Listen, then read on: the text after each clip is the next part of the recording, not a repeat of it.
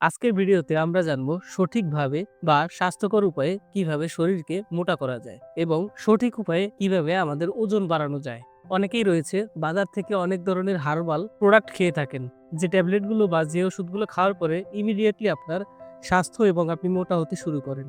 মুখের রুচি এবং খাবার বৃদ্ধি পেয়ে যায় এবং যখনই আপনি এই ওষুধগুলো খাওয়া বন্ধ করে দেন, ঠিক আগের মতোই চিকন এবং পাতলা স্বাস্থ্যের অধিকারী হন। আপনারা মনে রাখবেন, এই ওষুধগুলো আমাদের শরীরের জন্য মোটেই ভালো নয়, বরং এটি আমাদের শরীরকে আরো হুমকির মুখে ফেলে দেয়। যেগুলো আমাদের শরীরের উপকার তো করেই না, বরং আমাদের শরীরের আরো ক্ষতি করে। ওজন বাড়ানোর প্রথম শর্ত হচ্ছে আপনার শরীরে যে পরিমাণ কিলো ক্যালোরির প্রয়োজন হয়, যে পরিমাণ এনার্জির প্রয়োজন হয় প্রতিদিন, তার চেয়ে বেশি পরিমাণ ক্যালোরি আপনি ইনটেক যদি করেন, তাহলে কিন্তু আপনার ওজনটা গেইন বা বৃদ্ধি হবে। আমরা বলে থাকি প্রতিদিন একজন প্রাপ্তবয়স্ক মানুষের জন্য 2300 থেকে 2450 কিলো ক্যালোরি প্রয়োজন হয়। এখন যদি আপনার ওজনটা গেইন বা বৃদ্ধি করতে চান, তাহলে আপনাকে অবশ্যই 300 থেকে 500 কিলো ক্যালোরি পরিমাণ যে খাবার রয়েছে সেটা কিন্তু আপনাকে বেশি খেতে হবে। আমরা আজকের এই ভিডিওতে জানবো কোন খাবারগুলো আপনারা খাবেন এবং কিভাবে আপনারা খাবেন। নাম্বার 1, পর্যাপ্ত পরিমাণ ক্যালোরি গ্রহণ করতে হবে। আপনারা যদি প্রতিদিনের খাবারে বাদাম রাখেন, খেজুর রাখেন, কলা রাখেন বা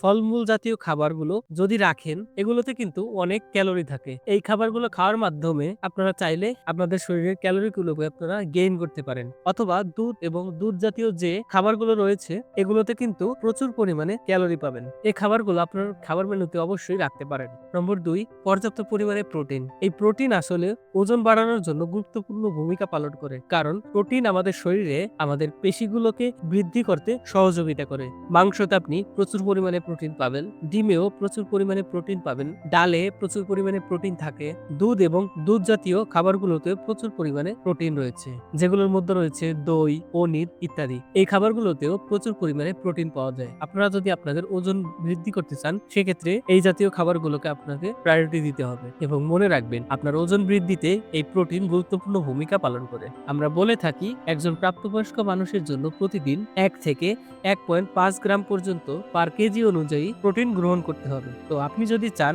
আপনার ওজনকে বৃদ্ধি করবেন, তাহলে আমরা আপনাকে পরামর্শ দিব আপনারা আপনাদের শরীরের ওজনের উপর ভিত্তি করে 1.5 থেকে 2 গ্রাম অনুযায়ী আপনারা প্রোটিন গ্রহণ করবেন। আপনার শরীরের ওজনকে 2 গ্রাম দিয়ে ক্যালকুলেশন করবেন, মানে হচ্ছে গুণ দিবেন। যে পরিমাণটা আসে সমপরিমাণ প্রোটিন আপনাকে প্রতিদিন গ্রহণ করতে হবে।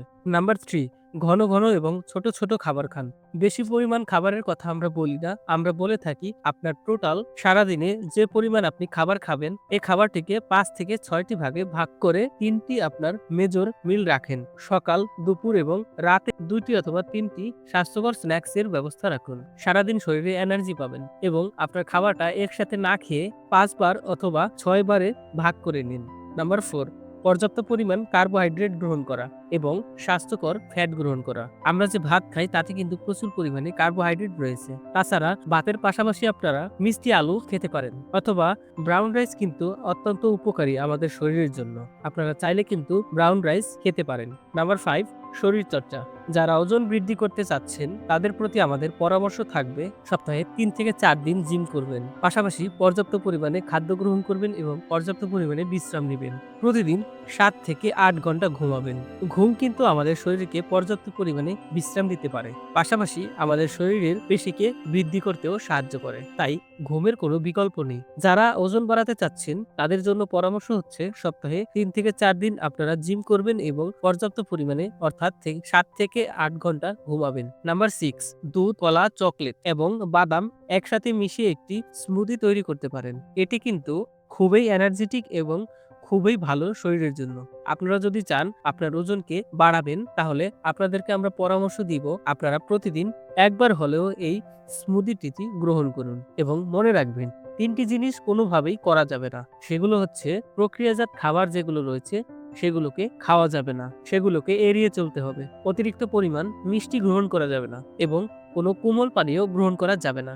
এই 3টি জিনিসকে আপনাদের অবশ্যই বন্ধ করতে হবে এবং মনে রাখবেন একসাথে বেশি পরিমাণের খাবার খাওয়া থেকে বিরত থাকবে। আমরা কিন্তু পূর্বে আলোচনা করেছি যে আপনার সারাদিনের খাবারটিকে 5 থেকে 6টি ভাগে ভাগ করবেন। আপনার খাবারকে অল্প অল্প করে বারবার খাবেন। কোনোভাবেই একসাথে অতিরিক্ত পরিমাণ খাবার আপনারা গ্রহণ করবেন না।